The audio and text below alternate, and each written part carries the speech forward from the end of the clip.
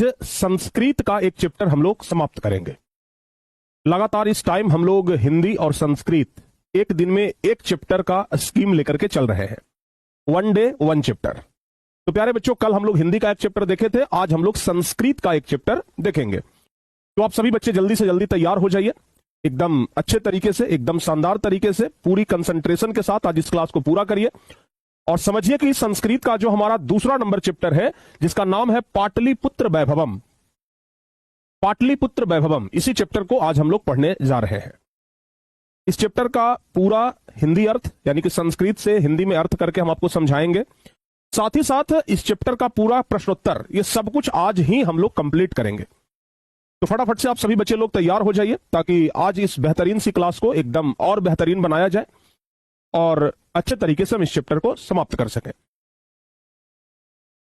तो सभी बच्चे जल्दी जल्दी से जुड़ते जा रहे हैं भाई, एक बार फटाफट से सारे बच्चे लोग जुड़ जाओ ताकि आज की इस बेहतरीन सी क्लास को हम स्टार्ट कर दें। ठीक है, चलिए तो क्लास का शुभारंभ किया जाए। अब चलो बाबू क्लास का शुरुआत करते हैं। देखिए, पाटलिपुत्र वैभवम, इस चैप्टर का क्या नाम है? पाटलिपुत्र वैभवम। पाटलिपुत्र मतलब क्या होता है? अगर यहां तक हम देखें, अगर इधर वाले को हम हाइड कर दें, आप ऐसे समझिए, ठीक है ना, अगर इधर हम इसको हम हाइड कर देते हैं, ठीक है ना, हम इसको हटा देते हैं। अब क्या है? सिर्फ है पाटलिपुत्र।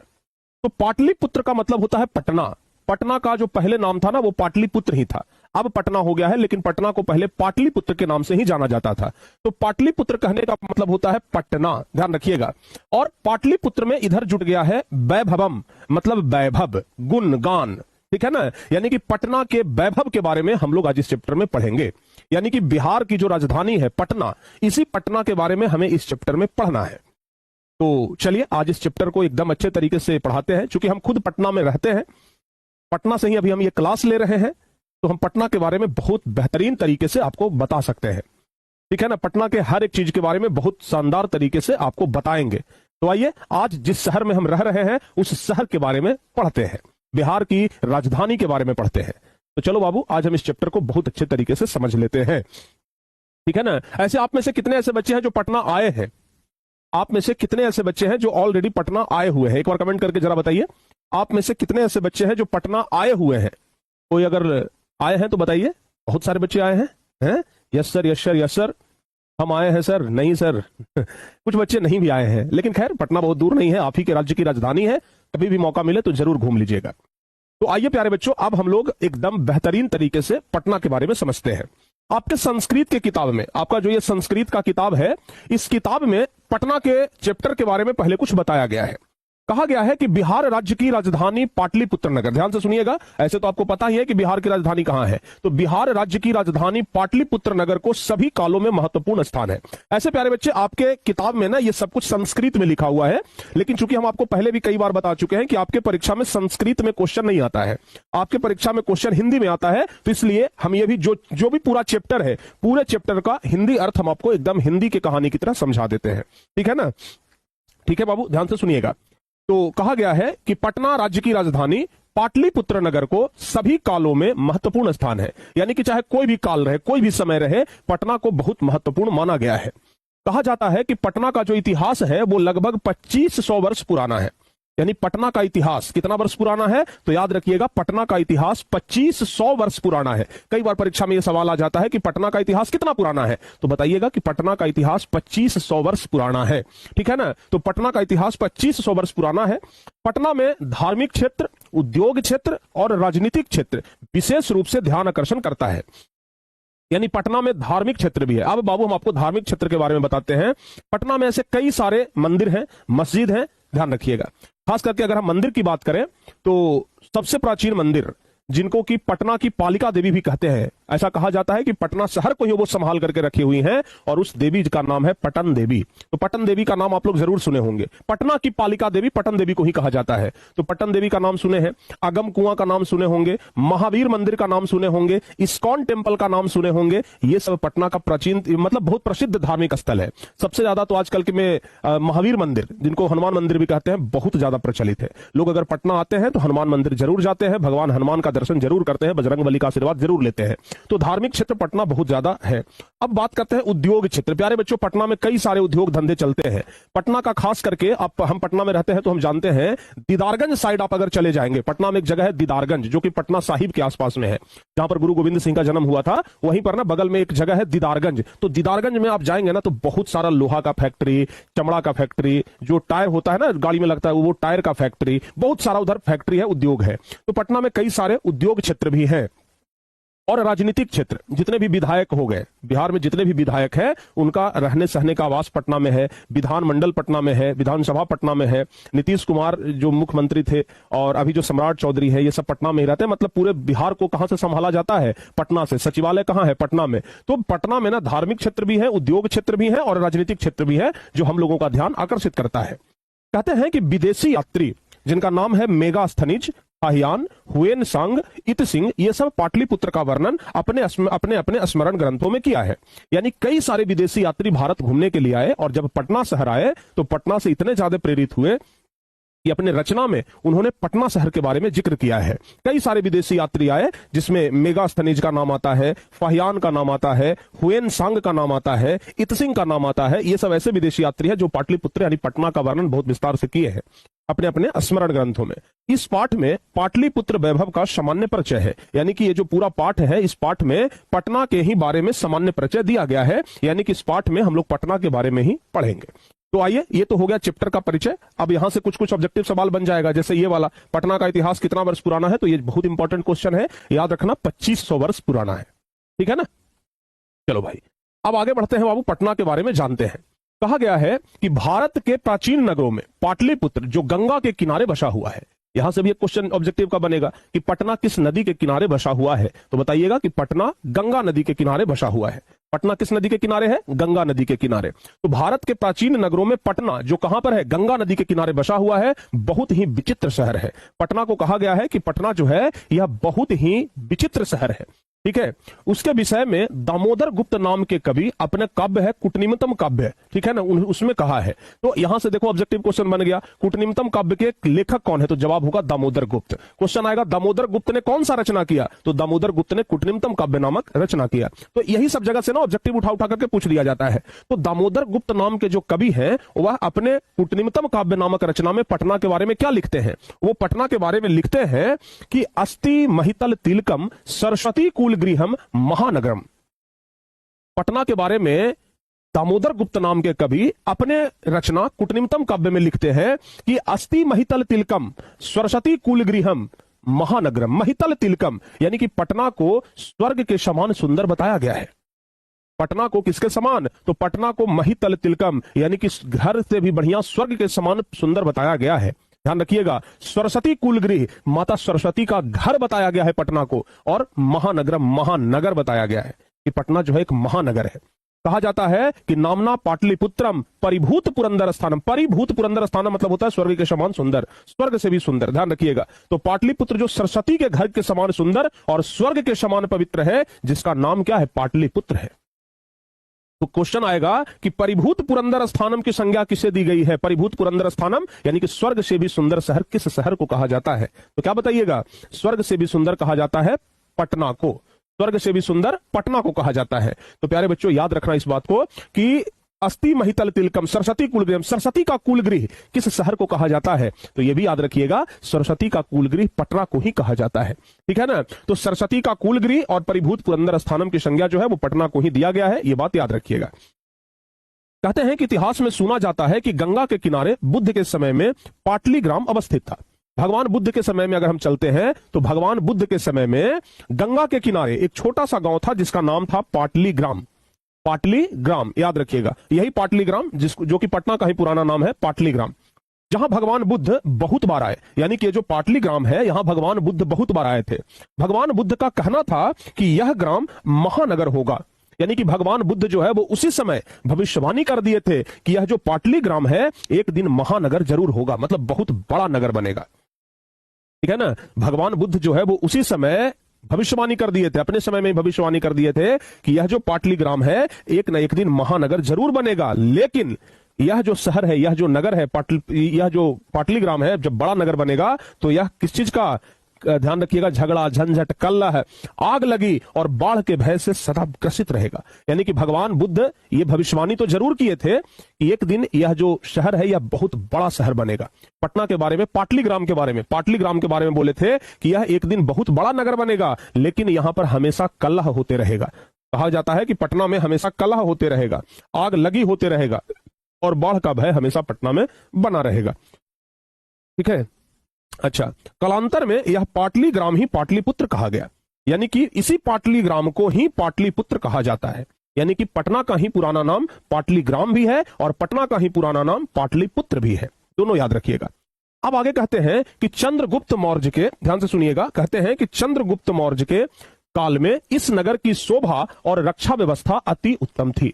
चंद्रगुप्त मौर्य के काल में, जब चंद्रगुप्त मौर्य का समय था, तो चंद्रगुप्त मौर्य के समय में पटना का रक्षा व्यवस्था और शोभा, सुंदरता बहुत बढ़िया था, बहुत उत्कृष्ट था। ठीक है ना। एक व्यक्ति थे जो यूनान से आए थे, यूनान के राजदूत थे। तो यूनान के राजदूत जिनका नाम है मेगास्थनीज, कई बार पूछा जाता है कि मेगास्थनीज कहां के राजदूत थे, तो बताइएगा यूनान के। या फिर ऐसे पूछा जाएगा कि यूनान के राजदूत कौन थे, तो बताइएगा मेगास्थनीज। तो यूनान के राजदूत मेगास्थनीज अपने संस्मरण इंडिका ग्रंथ में निरूपण करते हैं। यानी कि जो मेगास्थनीज है, इनके ग्रंथ का नाम है इंडिका।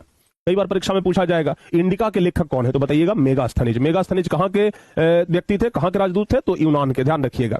तो वो अपने ग्रंथ इंडिका में निरूपण करते हैं इस नगर का वैभव प्रियदर्शी अशोक के समय में अत्यंत समृद्ध था। यानी कि अशोक सम्राट का नाम सुने होंगे, तो अशोक के समय में पटना का वैभव अत्यंत सुंदर था। अशोक के समय में पटना बहुत सुंदर नगर था, याद रखिएगा।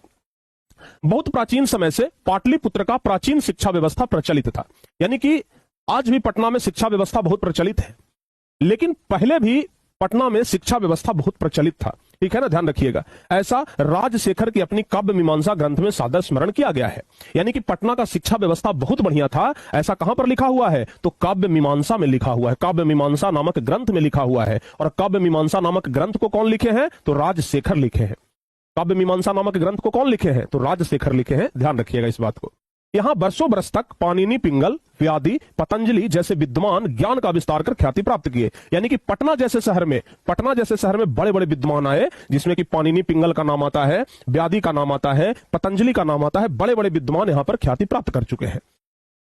कुछ प्राचीन संस्कृत ग्रंथों, पुराणों आदि में पाटलिपुत्र का दूसरा नाम क्या है, पुष्पपुर है। ध्यान रखिएगा। कुछ प्राचीन संस्कृत ग्रंथों में, कुछ प्राचीन संस्कृत ग्रंथ है, उस प्राचीन संस्कृत ग्रंथ में, बहुत पुराना जो संस्कृत का ग्रंथ है, उसमें पाटलिपुत्र का दूसरा नाम भी है। और पाटलिपुत्र का दूसरा नाम है क्या, पुष्पपुर। ध्यान रखिएगा। आप लोगों को पता होगा कि पुष्प मतलब होता है फूल। पुष्प मतलब क्या होता है, फूल। ठीक है ना, ध्यान रखिएगा। तो पटना का यानी पाटलिपुत्र का जो बहुत पुराना नाम है वो क्या था, तो ध्यान रखिएगा, पुष्पपुरम। उसके अलावा ध्यान रखिएगा कुसुमपुर। यानी कि ये दोनों नाम पटना का ही बहुत पुराना नाम है। पहला पुष्पपुर, दूसरा कुसुमपुर। तो पुष्पपुर और कुसुमपुर ये दोनों पटना का ही पुराना नाम है। कुसुम मतलब भी फूल होता है और पुष्प मतलब भी फूल ही होता है। इससे यह ज्ञात होता है कि इस नगर के समीप फूलों का उत्पादन अधिक होता था। यानी कि पटना का जो पुराना नाम है, पाटलिपुत्र का जो पुराना नाम है पुष्पपुर और कुसुमपुर, इससे यह जानकारी मिलता है, इससे यह मालूम होता है कि पटना के अगल बगल में फूल का खेती बहुत ज्यादा होता था। और पटना के अगल बगल में जो फूल का खेती होता था ना, इसलिए पटना का नाम पड़ गया पुष्पपुर या कुसुमपुर। ठीक है। पाटलिपुत्र यह शब्द भी पाटल पुष्पों की पंखुड़ियों का आश्रय लेकर के प्रचलित हुआ।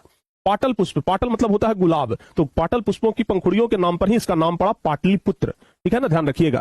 कहते हैं कि शरद काल में, मतलब ठंडे के समय में, इस नगर में कौमुदी महोत्सव नामक महान समारोह गुप्त वंश के शासन काल में अत्यंत प्रचलित हुआ। यानी कि पटना में शरद ऋतु में, यानी कि ठंडे के मौसम में एक बहुत बढ़िया मेला लगता था। जैसे आज कैसे दशहरा का मेला लगता है, तो पहले एक महोत्सव मनाया जाता था जिसको कहते हैं कौमुदी महोत्सव। और ये कौमुदी महोत्सव जो है प्यारे बच्चों, ये गुप्त वंश के शासन काल में मनाया जाता था। तो यहां से भी सवाल बनता है कि पटना में शरद ऋतु में कौन सा महोत्सव मनाया जाता था, तो बताइएगा पटना में शरद ऋतु में कौमुदी महोत्सव मनाया जाता था। ठीक है ना, पटना में शरद ऋतु में कौन सा महोत्सव, कौमुदी महोत्सव मनाया जाता था। अच्छा, ऐसे भी पूछेगा कौमुदी महोत्सव किसके शासन काल में मनाया जाता था, तो बताइएगा कौमुदी महोत्सव गुप्त वंश काल के शासन काल में मनाया जाता था। वहां सभी लोग आनंद मग्न होते थे। यानी कि इस महोत्सव में, इस कौमुदी महोत्सव में सब लोग एकदम खुशी खुशी होते थे, सब लोग आनंद मग्न होते थे। आजकल दुर्गा पूजा उसी प्रकार से एक समारोह के रूप में देखा जाता है। यानी आज जो दुर्गा पूजा यानी कि दशहरा का जो पर्व है, वो पहले कौमुदी महोत्सव के जैसा ही होता था। ध्यान रखिएगा। समय परिवर्तन के कारण यद्यपि मध्यकाल में पाटलिपुत्र हजारों बरस तक जीर्ण शीर्ण की स्थिति में रहा, यानी कि मध्यकाल में पटना जो है, पाटलिपुत्र जो है, वो हजारों बरस तक बहुत खराब स्थिति में रहा। ठीक है ना, बहुत खराब स्थिति में रहा। जबकि अशोक के समय में पटना बहुत बढ़िया था, एकदम समृद्ध था, जबकि मध्यकाल में पाटलिपुत्र जो है वो हजारों बरस तक एकदम जीर्ण शीर्ण स्थिति में रहा। उसका संकेत अनेक साहित्य ग्रंथों जैसे मुद्रा राक्षस में प्राप्त होता है। यानी कि पटना हजारों बरस तक मध्यकाल में एकदम जीर्ण शीर्ण अवस्था में रहा। प्रश्न में पूछा जाएगा यहां से ऑब्जेक्टिव कि भाई पटना किस काल में जीर्ण शीर्ण अवस्था में रहा, तो बताइएगा मध्यकाल में। ठीक है ना, ध्यान रखिएगा। और पटना पाटलिपुत्र जो है वो मध्यकाल में जीर्ण शीर्ण अवस्था में रहा, और ये कहां पर प्राप्त होता है, तो ये मुद्रा राक्षस में प्राप्त होता है। मुगल वंश के काल में इस नगर का उजागर हुआ। यानी कि भाई मध्यकाल में तो पटना एकदम जर्जर स्थिति में था, एकदम खराब स्थिति में था, लेकिन जब मुगल वंश का समय आया तो इस नगर का फिर से, ये नगर जो है वो फिर से उजागर हुआ। अंग्रेजों के शासन काल में पटना का अत्यंत विकास हुआ। यानी कि जब अंग्रेज का शासनकाल आया तो अंग्रेजों के शासनकाल में पटना एक बहुत समृद्ध नगर बन गया, पटना का बहुत ज्यादा विकास हुआ। यह नगर मध्यकाल में ही पटना के नाम से प्रसिद्ध हो गया। यानी कि मध्यकाल से ही पाटलिपुत्र को कहा जाने लगा पटना। ध्यान रखिएगा, ठीक है ना। सबसे पहले पुष्पपुर कहा गया, कुसुमपुर कहा गया, पाटलीग्राम कहा गया, पाटलिपुत्र कहा गया, और अब वर्तमान में पटना के नाम से जाना जाता है। यानी कि पटना का पुराना भी कई सारा नाम रहा है, ध्यान रखिएगा। तो यह नगर मध्यकाल में ही पटना के नाम से प्रसिद्ध हो गया। पूछा भी जाएगा कि पाटलिपुत्र पटना के नाम से कब प्रसिद्ध हुआ, पाटलिपुत्र पटना के नाम से कब प्रसिद्ध हुआ, तो बताइएगा पाटलिपुत्र पटना के नाम से प्रसिद्ध हुआ मध्यकाल में। ठीक है ना। और यह जो शब्द है पतन, उससे निकला है, मतलब पटना शब्द जो है वो किस शब्द से निकला है, तो याद रखिएगा पतन शब्द से। पटना नगर की पालिका देवी पटन देवी है। अभी आपको जस्ट बताया शुरुआत में कि पटना नगर की पालिका देवी, कि पटना नगर की जो देखभाल करने वाली जो देवी जी है उनका नाम है पटन देवी। आज भी लोग पटन देवी की पूजा करने के लिए जाते हैं, पटना जब आते हैं तो पटन देवी का आशीर्वाद जरूर लेते हैं। तो पटना नगर की पालिका देवी कौन है, पटन देवी है, ध्यान रखिएगा, जिनकी आज भी पूजा होती है। यानी कि पटन देवी की पूजा आज भी होती है। आगे कहा गया है कि आजकल पाटलिपुत्र नगर अत्यंत विशाल है। यानी कि आजकल जो पाटलिपुत्र नगर है वो बहुत बड़ा है, अत्यंत विशाल है, और वह बिहार की राजधानी भी है। यानी कि आज पटना जो है वो बिहार की राजधानी भी बना हुआ है। आए दिन इस नगर का विस्तार हो रहा है। यानी कि धीरे धीरे ये नगर जो है वो और बड़ा ही होते जा रहा है। कई सारे लोग डेली प्रतिदिन पटना में आकर के बसते हैं। इसके उत्तर दिशा में, यानी कि पटना के उत्तर दिशा में गंगा नदी बहती है। पटना के उत्तर दिशा में सचमुच में गंगा नदी है, ठीक है ना। पटना के उत्तर में गंगा नदी है, और इसके ऊपर यानी कि गंगा नदी के ऊपर महात्मा गांधी सेतु पुल नाम से एशिया महादेश का सबसे बड़ा सेतु और कहीं रेलगाड़ी का पुल भी निर्माणाधीन है।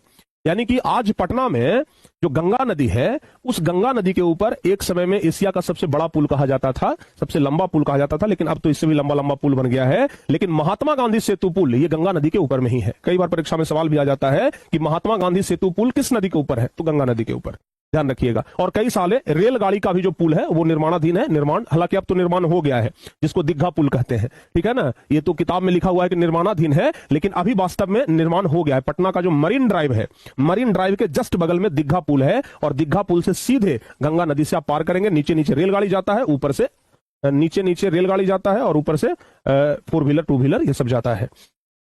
इस नगर में यानी कि पटना नगर में उत्कृष्ट संग्रहालय है। पटना नगर में संग्रहालय है, उच्च न्यायालय जिसको हाईकोर्ट बोलते हैं, उच्च न्यायालय है, सचिवालय है, गोलघर है, उसके बाद तारामंडल है, जैविक उद्यान है, यानी कि जो चिड़िया गांधी ये जो चिड़िया घर बोलते हैं, ठीक है ना। मौर्य काल के अवशेष भी यहां मिलते हैं, और महावीर मंदिर, ये सब जो है वो एकदम दर्शनीय स्थल है। मतलब अगर आप पटना आते हैं तो इन सब चीजों को घूम सकते हैं। प्राचीन पटना नगर में सिख संप्रदाय का पूजनीय स्थल है। 10वें गुरु गोविंद सिंह का जन्म स्थान गुरुद्वारा के नाम से प्रसिद्ध है। अगर आप पटना आते हैं तो गुरुद्वारा जरूर जाइएगा घूमने के लिए, ठीक है ना। गुरुद्वारा घूमने के लिए आपको पटना साहिब रेलवे स्टेशन पे उतरना पड़ेगा। पटना सिटी, ऐसे तो पटना में बहुत सारा रेलवे स्टेशन है, पटना में बहुत सारा रेलवे स्टेशन है, जैसे उधर गुलजार बाग, पटना सिटी, दीदारगंज, उसके बाद राजेंद्र नगर, उसके बाद पटना जंक्शन, उसके बाद फुलवारी शरीफ, अनीशाबाद, ठीक है ना, एयरपोर्ट, बहुत सारा जो है वो रेलवे स्टेशन है पटना में, ठीक है, ध्यान रखिएगा। तो उसमें अगर आप गुरुद्वारा घूमना चाहते हैं, जहां पर कि सिखों के 10वें गुरु, जो सिखों के 10वें गुरु हुए गुरु गोविंद सिंह जी महाराज, उनका जन्म गुरुद्वारा यानी कि पटना सिटी में ही हुआ था, जो आज गुरुद्वारा के नाम से जाना जाता है। वहां इस देश के तीर्थयात्री दर्शन करने के लिए आते हैं। कई देश के तीर्थयात्री, सिर्फ भारत के ही नहीं बल्कि विदेशों से भी तीर्थयात्री गुरुद्वारा में दर्शन करने के लिए आते हैं। एवं पाटलिपुत्र प्राचीन काल से आज तक विभिन्न क्षेत्रों में वैभव को धारण करता है। यानी कि जो पटना है वो प्राचीन काल से, यानी कि बहुत समय पहले से लेकर के आज तक आज तक क्या करता है, वैभव अपना यश को धारण किए हुए है और सबका संकलित रूप हमें संग्रहालय में देखने के लिए मिलता है। पर्यटन के मानचित्र में यह नगर जो है वो अत्यंत महत्वपूर्ण है, यानी कि पटना नगर जो है वो पर्यटन के मानचित्र में अत्यंत महत्वपूर्ण है, याद रखिएगा। ठीक है ना। हमें लगता है कि एक पैराग्राफ इसका छूट गया है क्या। गोल घर के बारे में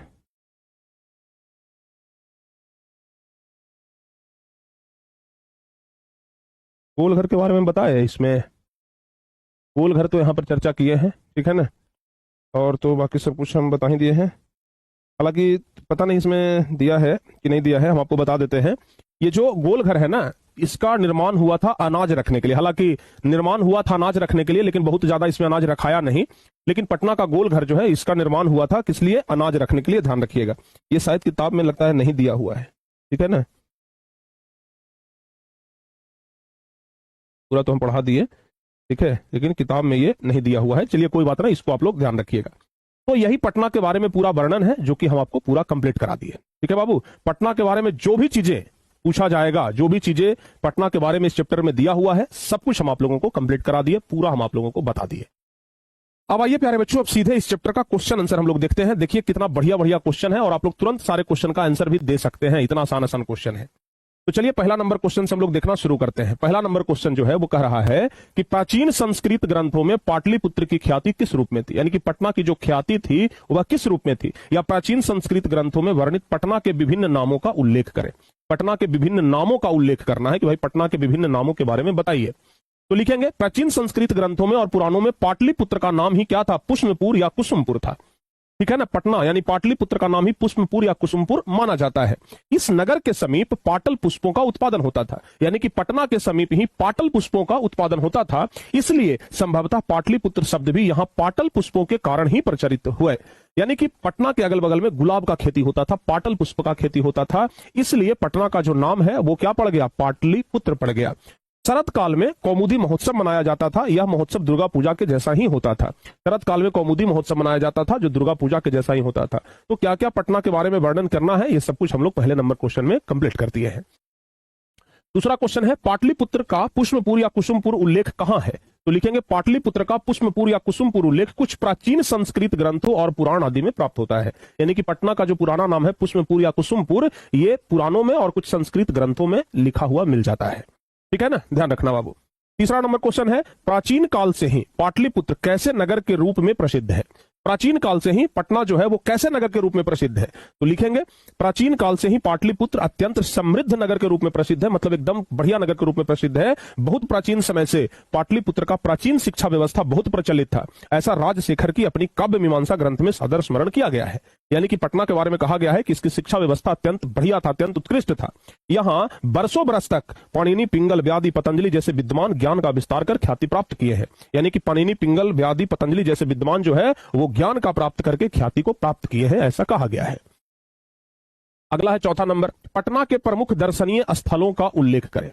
पटना के प्रमुख दर्शनीय स्थलों के बारे में लिखना है कि भाई पटना के प्रमुख दर्शनीय स्थलों का नाम लिखें। तो पटना में कौन कौन देखने वाला जगह है, घूमने वाला जगह है, अगर आप लोग आए हो तो बताओ पटना का दर्शनीय स्थल कौन कौन सा है। लिखेंगे बिहार की राजधानी पटना के दर्शनीय स्थलों में गांधी सेतु, महात्मा गांधी सेतु पुल, संग्रहालय। हालांकि गांधी सेतु से भी बढ़िया तो दीघा पुल बन गया है। अब पटना आते हैं तो गांधी सेतु क्या जाइएगा, उससे बढ़िया दीघा पुल है, मरीन ड्राइव है, ठीक है ना। तो गांधी सेतु, संग्रहालय, उच्च न्यायालय, सचिवालय, गोलघर, तारामंडल, जैविक उद्यान जिसको चिड़ियाघर बोलते हैं, मौर्यकालीन अवशेष तथा महावीर मंदिर जो है वो विशेष उल्लेखनीय है।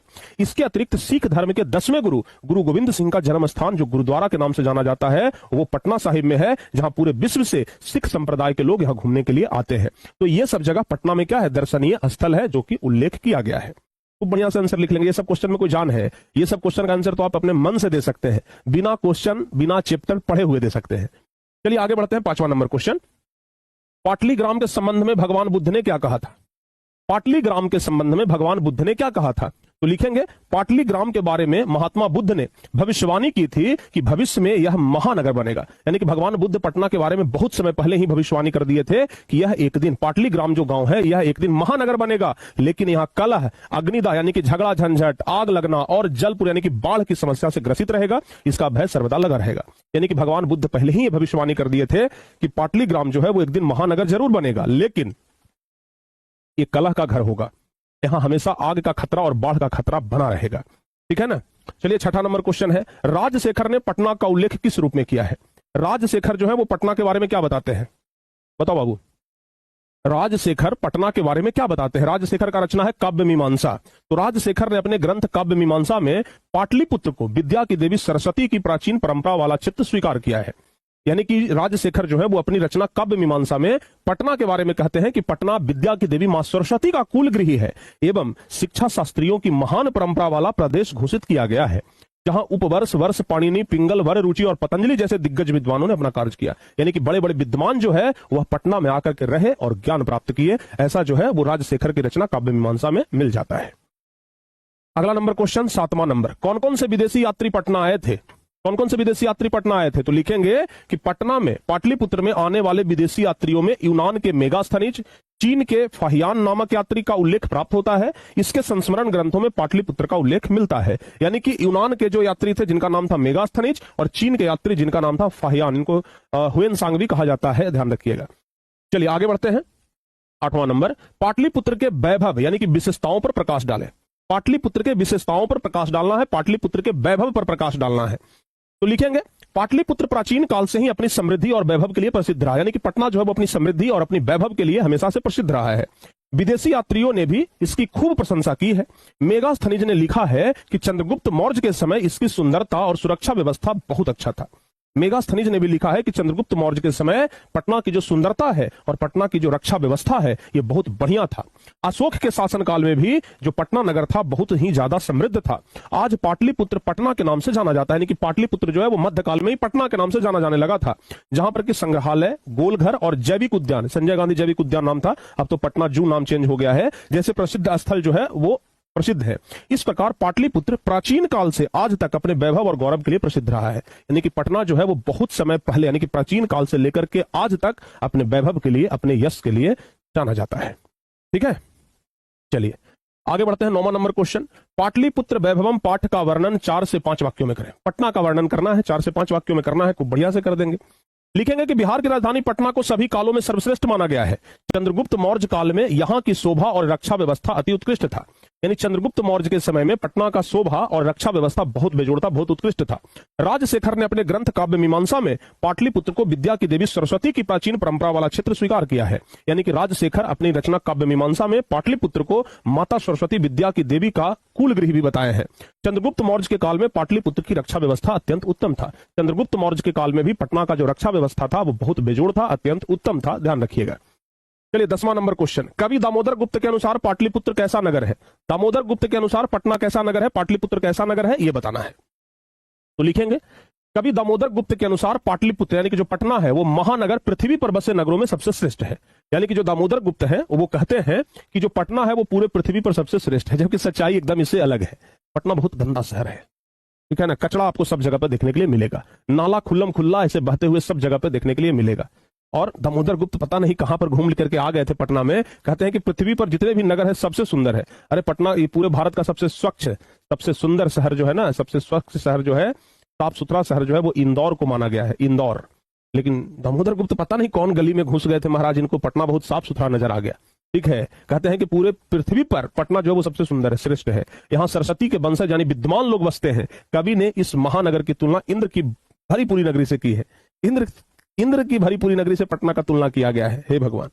चलिए 11 नंबर क्वेश्चन देख लेते हैं। पाटलिपुत्र को शिक्षा का प्राचीन केंद्र क्यों माना जाता है? पाटलिपुत्र को शिक्षा का प्राचीन केंद्र क्यों माना जाता है? तो लिखेंगे राजशेखर रचित काव्य मीमांसा काव्य से हमें यह जानकारी मिलती है कि पाटलिपुत्र शिक्षा का एक प्राचीन केंद्र था। यहाँ संस्कृत के अनेक विद्वान हुए, पाणिनि, पिंगल, वररुचि, पतंजलि, ये सब परीक्षा यही ली गई थी और यही उन्होंने ख्याति प्राप्त की। यानी बड़े बड़े विद्वान जो है वो पटना में आए, पटना में आकर के अपनी ख्याति को प्राप्त किए। ठीक है, ध्यान रखिएगा, बड़े बड़े विद्वान पटना में आए और अपनी ख्याति प्राप्त किए, याद रखिएगा। आगे बढ़ते हैं 12 नंबर क्वेश्चन, चंद्रगुप्त मौर्य के काल में पटना की रक्षा व्यवस्था कैसी थी? क्वेश्चन किया जा रहा है कि चंद्रगुप्त मौर्य के काल में पटना का रक्षा व्यवस्था कैसा था? तो लिखेंगे हम लोग कि चंद्रगुप्त मौर्य के काल में पाटलिपुत्र की रक्षा व्यवस्था अत्यंत उत्तम थी। चंद्रगुप्त मौर्य के काल में तो पटना का रक्षा व्यवस्था बहुत बेजोड़ था। यूनान के राजदूत मेगास्थनीज के ग्रंथ इंडिका में इसकी पुष्टि के साक्ष्य मिलते हैं। यानी कि एक यूनान के राजदूत थे, यूनान के राजदूत जिनका नाम है मेगास्थनीज। उनका एक ग्रंथ जिनका नाम है इंडिका, और इसमें यह पुष्टि हुआ है, इसमें यह साक्ष्य मिला है कि चंद्रगुप्त मौर्य के काल में पटना बहुत बढ़िया था, बहुत उत्कृष्ट था। 13 नंबर क्वेश्चन है कि पाटलिपुत्र के प्राचीन महोत्सव का वर्णन करें। तो पाटलिपुत्र में कौन सा महोत्सव होता था? पाटलिपुत्र में कौमुदी महोत्सव होता था। तो लिखेंगे कि पाटलिपुत्र से शरद काल में कौमुदी महोत्सव बड़ी धूमधाम से मनाया जाता था। यानी कि पटना में पाटलिपुत्र में कौमुदी महोत्सव जो है वो बड़ा धूमधाम से मनाया जाता था। सभी नगरवासी आनंद मग्न हो जाते थे, सभी नगरवासी खूब आनंद मग्न होते थे। इस समारोह का विशेष प्रचलन गुप्त वंश के शासनकाल में था। यानी इस समारोह का जो विशेष प्रचलन था, कौमुदी महोत्सव का जो विशेष प्रचलन था, वह गुप्त वंश के शासनकाल में था। आजकल जिस तरह दुर्गा पूजा मनाई जाती है, उसी प्रकार प्राचीन काल में कौमुदी महोत्सव मनाया जाता था। आज जिस तरीके से दुर्गा पूजा मनाया जाता है ना, उसी प्रकार से कौमुदी महोत्सव पहले मनाया जाता था, ध्यान रखिएगा। चलिए आगे बढ़ते हैं। 13 के बाद 14 नंबर क्वेश्चन, जो सिख संप्रदाय के लोग हैं उनके लिए पटना नगर क्यों महत्वपूर्ण है? भाई काहे नहीं महत्वपूर्ण है? सिख संप्रदाय के जो 10वें गुरु हैं, गुरु गोविंद सिंह जी, उनका जन्म तो पटना में ही हुआ था ना, पटना साहिब में, पटना सिटी जिसको बोलते हैं। तो लिखेंगे सिख संप्रदाय के लोगों के लिए पटना नगर में पूजनीय स्थल अवस्थित है, और उनके जो 10वें गुरु हैं, गुरु गोविंद सिंह जी, उनका जन्म स्थान है। यह स्थल गुरुद्वारा के नाम से जाना जाता है। यानी कि पटना का जो ये जहां पर गुरु गोविंद सिंह का जन्म हुआ था, उसे गुरुद्वारा के नाम से जानते हैं। देश विदेश से सिख संप्रदाय के अलावा अन्य संप्रदाय के तीर्थयात्री भी यहां दर्शन के लिए आते हैं। यानी कि गुरुद्वारा में बहुत सारे लोग दर्शन करने के लिए आते हैं। अगला है बाबू 15 नंबर, लेखक पाटलिपुत्र वैभवम पाठ से हमें क्या संदेश देना चाहते हैं? यानी कि जो लेखक है वो हमें क्या संदेश देना चाहते हैं इस चैप्टर की मदद से? तो लिखेंगे कि लेखक का कहना है कि प्राचीन काल में पाटलिपुत्र एक महान नगर था जहां शिक्षा, वैभव और समृद्धि था, ठीक है, और मध्यकाल में इसकी स्थिति लेकिन ठीक नहीं था। मुगल काल में इस नगर का पुनः उद्धार हुआ तथा अंग्रेजी के शासनकाल से लेकर के वर्तमान में इस नगर का अत्यधिक विकास हो रहा था। यानी कि कुल मिलाकर के पटना पाटलिपुत्र वैभवम पाठ से हमें पटना के इतिहासों के बारे में बताया गया है। हमें पटना के इतिहासों के बारे में जानकारी देने का प्रयास लेखक करते हैं, और पटना के इतिहास का ही हमें शिक्षा मिलता है, और तो कोई विशेष शिक्षा मिलता नहीं है। चलिए आगे बढ़ते हैं। 16 नंबर क्वेश्चन, प्राचीन पाटलिपुत्र में शिक्षा के संबंध में लेखक के क्या विचार है? शिक्षा के संबंध में लेखक के क्या विचार हैं? तो लिखेंगे प्रस्तुत पाठ में लेखक ने बताया है कि दामोदर नामक कवि से हमें जानकारी मिलती है कि सरस्वती के वंशज यहां रहते थे। यानी कि दामोदर गुप्त का जो लेख है उसमें यह मिलता है कि सरस्वती के वंशज यानी कि विद्वान लोग यहां रहते थे। राजशेखर कवि के अनुसार पाणिनि, पिंगल, वररुचि जैसे महान विद्वानों की परीक्षा यहां ली जाती है। इससे यह ज्ञात होता है कि प्राचीन पाटलिपुत्र शिक्षा का एक महान केंद्र था। यानी कि बड़े बड़े विद्वान लोग पटना में आए और आकर के रचना की, अपने बारे में लिखे, पटना के बारे में वर्णन किए। इससे यह पता चलता है कि पटना जो है वो महान शिक्षा का केंद्र था। और सबसे लास्ट 17 नंबर क्वेश्चन है कि लेखक के विचार में प्राचीन काल से आज तक पाटलिपुत्र किस प्रकार का नगर रहा है? यानी कि प्राचीन काल से लेकर के आज तक पटना जो है वो किस प्रकार का नगर रहा है? तो लिखेंगे लेखक के विचार से पाटलिपुत्र नगर प्राचीन काल से लेकर के आज तक राजनैतिक, धार्मिक, औद्योगिक और शिक्षा जैसे विविध क्षेत्रों में वैभव धारण करता रहा है। यानी कि पटना जो है वो कई क्षेत्रों में, चाहे धार्मिक क्षेत्र हो, चाहे औद्योगिक क्षेत्र हो, राजनीतिक क्षेत्र हो, शिक्षा वाला क्षेत्र हो, हर एक क्षेत्र में पटना जो है वो वैभव धारण करता है। और यहाँ इनका संकलित रूप से दर्शन किया जा सकता है। यहाँ के लोग कई उत्सव मनाते आए हैं। पाटलिपुत्रवासी पटन देवी की पूजा करते हैं, और पाटलिपुत्र एक महान नगर रहा है। पाटलिपुत्र यानी कि पटना जो है वह एक महान नगर रहा है, इस बात को ध्यान रखिएगा, ठीक है ना। तो कुल मिलाकर के ये 17 क्वेश्चन जो कि हम आप लोगों को कंप्लीट करा दिए, ये 17 क्वेश्चन जो कि हम आप लोगों को बता दिए हैं। तो प्यारे बच्चों, कुल मिलाकर के ये 17 सब्जेक्टिव क्वेश्चन अगर आप याद कर लेते हैं तो हमें नहीं लगता है कि इस चैप्टर से अब कोई भी क्वेश्चन आपका छूटने वाला है। लेकिन अब बारी है ऑब्जेक्टिव क्वेश्चन का, और इस चैप्टर में कुछ ऑब्जेक्टिव क्वेश्चन भी हैं जिसको कि हम लोग देखेंगे। लगभग 26 ऑब्जेक्टिव क्वेश्चन है। तो आइए पाटलिपुत्र वैभवम का पूरा ऑब्जेक्टिव क्वेश्चन हम लोग देख लेते हैं। चलो बाबू, यहां से आप लोगों का ऑब्जेक्टिव क्वेश्चन शुरू हो रहा है, तो बस जल्दी जल्दी से आप लोग ऑब्जेक्टिव क्वेश्चन बताते जाइए, ठीक है ना। पहला क्वेश्चन है, किसके काल में पाटलिपुत्र की रक्षा व्यवस्था उत्कृष्ट था? किसके काल में? तो जवाब क्या होगा? चंद्रगुप्त मौर्य के काल में। चंद्रगुप्त मौर्य के काल में पाटलिपुत्र यानी पटना का रक्षा व्यवस्था अति उत्कृष्ट था, ध्यान रखिएगा। अगला क्वेश्चन है, बुद्ध काल में पाटलिपुत्र नगर का नाम क्या था? बुद्ध काल में, तो भगवान बुद्ध के काल में पाटलिपुत्र नगर का नाम था पाटलिग्राम। अगला क्वेश्चन, गांधी सेतु कहां है? तीसरा नंबर, गांधी सेतु कहां है? तो गांधी सेतु कहां है बाबू? पाटलिपुत्र नगर में गांधी सेतु है। अगला क्वेश्चन बताइए, पटना नगर की पालिका देवी कौन है? तो पटना नगर की पालिका देवी कौन है बाबू? पटन देवी। तो जवाब होगा पटन देवी। आगे बताइए, कुटनिमतम काव्य के रचनाकार कौन है? कुटनिमतम काव्य के रचनाकार, तो कुटनिमतम काव्य के रचनाकार कौन है? दामोदर गुप्त। बी ऑप्शन ध्यान रखिएगा। अगला क्वेश्चन है, किस महापुरुष का जन्म स्थान पाटलिपुत्र में है? कौन से महापुरुष जिनका जन्म स्थान पटना में हुआ है? तो सिखों के 10वें गुरु गुरु गोविंद सिंह का जन्म स्थान पटना में हुआ है। आगे बताइए, सिखों के 10वें गुरु कौन है? तो गुरु गोविंद सिंह। जवाब होगा सी नंबर ऑप्शन। अगला नंबर क्वेश्चन बताइए, पाटलिपुत्र किस प्रांत की राजधानी थी?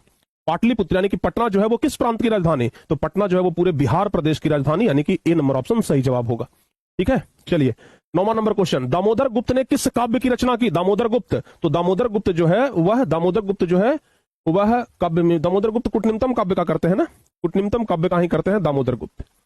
दामोदर गुप्त जो है वो कुटनिमतम काव्य का रचना करते हैं, ध्यान रखिएगा। हाँ बाबू, कुटनिमत काव्य की रचना कौन करते हैं? दामोदर गुप्त। आगे बताइए, काव्य मीमांसा नामक ग्रंथ किसने लिखा? तो काव्य मीमांसा ये राजशेखर की रचना है, तो जवाब होगा 10 का ए नंबर। आगे बता दीजिए, राजा अशोक के समय पटना नगर का वैभव कैसा था? राजा अशोक के समय में, तो राजा अशोक के समय पटना नगर का वैभव अत्यंत समृद्ध था, याद रखिएगा। आगे बता दीजिए, मेगास्थनीज पटना किसके समय में आया था? मेगास्थनीज पटना किसके समय में आया था? तो जवाब होगा कि मेगास्थनीज पटना चंद्रगुप्त मौर्य के समय में आया था, सी ऑप्शन सही होगा।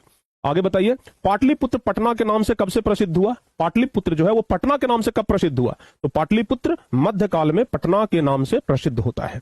अगला नंबर क्वेश्चन, पाटल पुष्पों की पुतलिका रचना के आधार पर पटना का कौन सा नाम है? पाटल पुष्पों की पुतलिका रचना के आधार पर, तो पाटल पुष्पों की पुतलिका रचना के आधार पर पटना का नाम है पाटलिपुत्र, यानी कि सी नंबर ऑप्शन सही जवाब हो जाएगा। अगला नंबर क्वेश्चन, पटना का इतिहास कितना पुराना है? तो पटना का इतिहास 2500 वर्ष पुराना है, यानी कि 15 का ए ऑप्शन सही जवाब होगा। अगला नंबर क्वेश्चन बताइए, यूनान का राजदूत कौन था? यूनान का राजदूत, तो यूनान का राजदूत कौन है? मेगास्थनीज, यानी कि 16 का सी नंबर ऑप्शन सही होगा।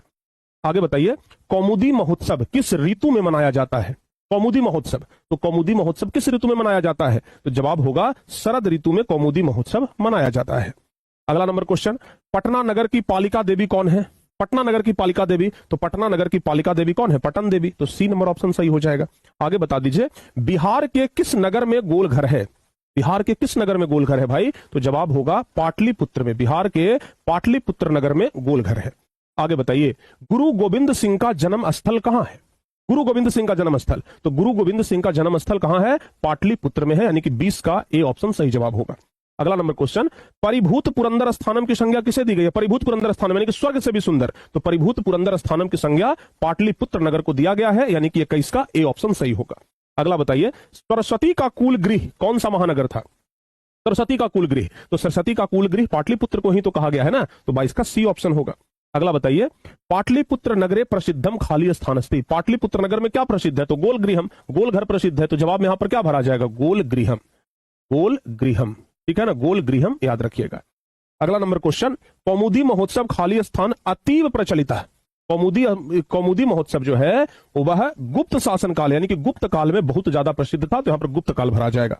अगला क्वेश्चन, पाटलिपुत्र वैभवम पाठ में किस शहर का वर्णन है? पाटलिपुत्र वैभवम में किस शहर का वर्णन है? तो पाटलिपुत्र वैभवम में पटना शहर का वर्णन है, सी ऑप्शन सही होगा। अगला नंबर क्वेश्चन, काल चक्र के कारण कितने वर्ष तक मध्यकाल में पटना की स्थिति जर्जर रही? तो काल चक्र के कारण लगभग 1000 वर्ष तक मध्यकाल में पटना का स्थिति जर्जर रहा था, जवाब होगा 1000 वर्ष तक। तो काल चक्र के कारण 1000 वर्ष तक पटना का स्थिति जो है वो एकदम जर्जर रहा, तो 26 का बी ऑप्शन सही जवाब होगा। और टोटल कुल मिलाकर के ये 26 ऑब्जेक्टिव क्वेश्चन था, जो कि अति महत्वपूर्ण था। और फाइनली प्यारे बच्चों, आपका ये चैप्टर अब खल्लास हो गया, यह चैप्टर आपका समाप्त हो गया, द एंड हो गया। ठीक है, चलो भाई, तो फाइनली आपका ये चैप्टर क्या हो गया? समाप्त हो गया जी, फाइनली आपका ये चैप्टर समाप्त हो गया। तो प्यारे बच्चों, ये चैप्टर तो 1 घंटे में ही समाप्त हो गया जी, है, लेकिन खैर कोई बात ना, आज एक चैप्टर समाप्त करने का हम लोग संकल्प लिए थे, वादा किए थे, और एक चैप्टर हमारा खत्म हो गया। तो संस्कृत का दूसरा नंबर चैप्टर पाटलिपुत्र वैभवम समाप्त हो गया। अब संस्कृत का तीसरा नंबर चैप्टर है आलस्य कथा, और इस चैप्टर को भी हम अगली क्लास में खत्म कर देंगे, ठीक है ना। अब जब संस्कृत शुरू किए हैं तो 5-6 चैप्टर लगातार हम संस्कृत ही पढ़ा देते हैं। तो अलस्य कथा जो है वो कल यानी अगली क्लास में अलस्य कथा चैप्टर को भी हम लोग समाप्त करेंगे। तो अलस्य कथा चैप्टर के लिए आप लोग अगली क्लास में तैयार रहिएगा। तो कल मिलते हैं अगले चैप्टर के साथ। तो अलस्य कथा चैप्टर के लिए अगली क्लास में बाबू आप लोग तैयार रहना। तो मिलते हैं आप लोगों से अब नेक्स्ट क्लास में, और आज शाम वाली क्लास में भी आप लोग तैयार रहिएगा। सिविक्स का दूसरा पार्ट होगा और बहुत बेजोड़ क्लास होगा। तो मिलते हैं प्यारे बच्चों अब आपसे हम शाम वाली क्लास में। तो तब तक के लिए जय हिंद, धन्यवाद।